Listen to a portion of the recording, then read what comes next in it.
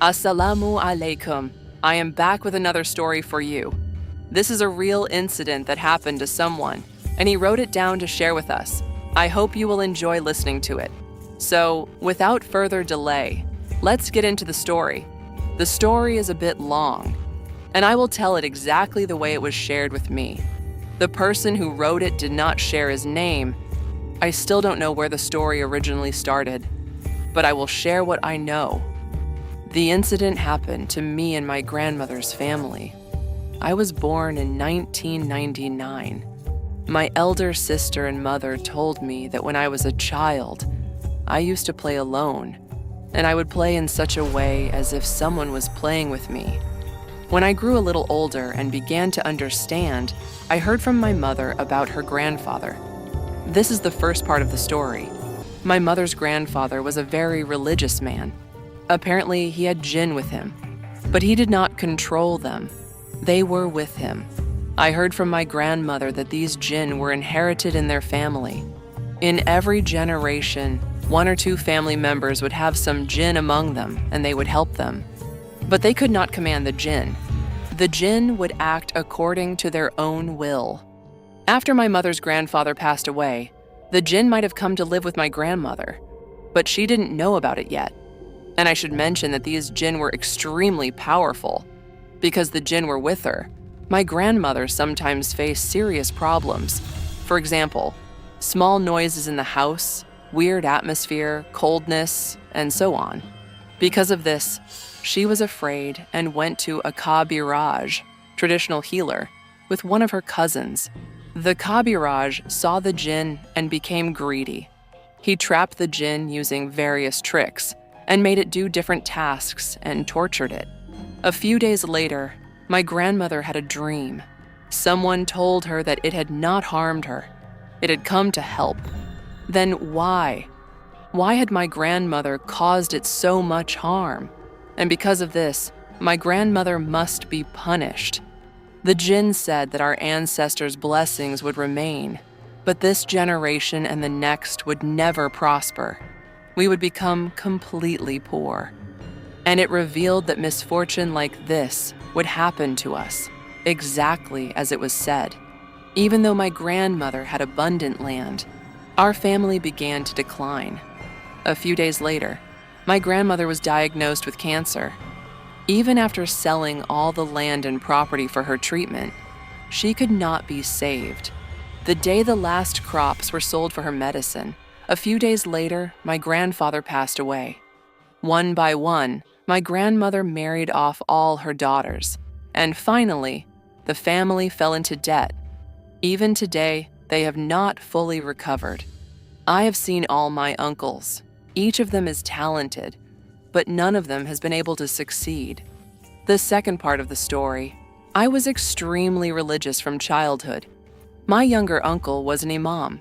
Sometimes he used to say that among my nephews, the light I see in me is found in very few people. I could sense danger before it happened. I would have dreams or feel a tightness in my chest. This continued as I grew up. I learned the Quran. I learned faster than anyone else I studied with. And when people saw me writing surahs in Arabic, they were amazed. Because of some troubles at home, I was sent to Rajshahi for schooling. I promised the teacher that I would not tell anyone the name of the area or the house, so I cannot mention it here. I, along with some other boys, stayed at a teacher's house. I was in class 6 at that time. The teacher's house had 2 floors and was very big. I preferred staying on the roof most of the time, because from there I could see the Padma River beautifully. I slept alone in a room, but in Rajshahi, my roommate was my cousin, with whom I had a strained relationship. Every night he would wake up scared for some reason. He was a Hafez of the Quran. When he woke up, he would recite Ayatul Kursi, blow on the room and himself, and then go back to sleep. If he forgot one night, he would feel extremely sick, but he was fine by morning. This became his routine. One day, a senior Huzur came to the teacher's house. He was the uncle of the teacher's wife. After he came, he started talking only to me. He wanted to sleep in the same bed as me. He was supposed to stay 5 days, but he stayed for 2 months. and I spent almost every day and night with him. I was very impressed by his words. Our relationship was like that of a teacher and student. 2 months later, when he was leaving, he said, "I have borrowed something from you. You are not old enough to keep it yet, but I will not harm it, so it will not harm you. You will get it back on the day I die. You will understand my death naturally. You will not need to call anyone. On that day, everything will come back to your memory when you see one thing." Then he left. At that time, I didn't understand a thing. A couple of months later, I became irritable. I used to pray 5 times a day regularly, but sometimes I could not complete one prayer. After a fight with a local boy, I got hurt on my head and finally returned home. Since then, I often spoke to a girl in dreams. We talked a lot, but I could not see her face, and I would forget what we spoke about in the morning. This continued for 9 years. I am now a second-year university student. I had almost forgotten all those stories. During college, I started smoking occasionally. Then I became somewhat addicted to drugs. One day in January 2022, I was traveling from Uttara to Mirpur unusually. At Matikata Moor, suddenly from the bus seat, my eyes fell on the road. My body felt extremely hot, and I started feeling colder and colder. I saw a girl in a gray cloak standing by the road, looking directly at me.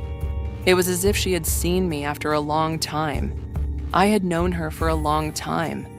As the bus crossed her and reached Kalsim Moor, I saw the same girl again standing and looking at me with the same gaze. I was shocked. How did she arrive here so quickly? Then, suddenly, there was the sound of thunder in the sky. I told the person beside me, "It looks like it will rain."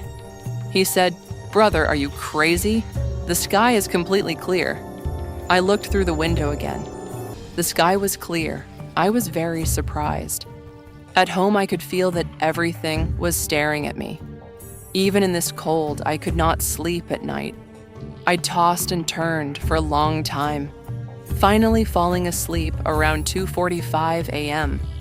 At 3 a.m., my sleep was disturbed. Without thinking, I lit a cigarette nearby and went out to the corridor. Outside, it was extremely cold. I had been sleeping naked, and now standing outside was becoming unbearable. After finishing the cigarette, I washed my hands and face and went back to sleep. Half asleep, I suddenly felt a strange sensation in my body. I felt as if someone was staring at me with an intense gaze. When I opened my eyes, I saw a dog made of black, swirling smoke sitting there, staring at me with red eyes. I am usually not afraid of such things, because I have been used to them since childhood. Yet, I felt fear this time. Seeing those red eyes, I tried to get up, but I could not move. I realized I was paralyzed. I had heard that if you get scared, these beings can intensify your fear. So I made as much noise as I could with my mouth. Suddenly, a cold hand touched my body, and immediately I was freed. I jumped up, and the dog was still there, baring its teeth, ready to jump on me. I turned around in fear and hugged someone. My eyes were closed. Suddenly, I heard the sound of the adhan. I opened my eyes.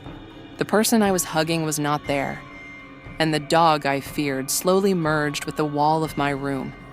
Then I realized I was alone in the room. So who touched me? And whom did I hug out of fear? In the morning, I told my mother everything. All the memories from Rajshahi came back to me. So, has the Huzur passed away? I still do not know, as I cannot contact anyone there. My mother said he is calling, but I refused. I said, "Whatever happened with my mother and grandmother, let it happen with me. I do not want it." I had a small job. This February, I got a promotion. Alhamdulillah. I am slowly changing. I have quit all substances on my own. I occasionally smoke, but I will quit that too soon. It is only a matter of time. I feel like I have regained my true self. I had been someone else all this time. I am trying to make my prayers regular again. Everyone is surprised by the change in me. I will not elaborate further. Please pray for me. Wherever I go, I collect stories on purpose. Wishing you all the very best. I apologize for any mistakes as I could not organize it perfectly. I have kept names and identities confidential to protect my family." He concluded his writing saying, "Allah Hafez, thank you very much for sharing such a story. I hope to get many more stories from you. To all who have listened, thank you very much. Stay well, stay safe, stay with True Ghost Encounters. Allah Hafez."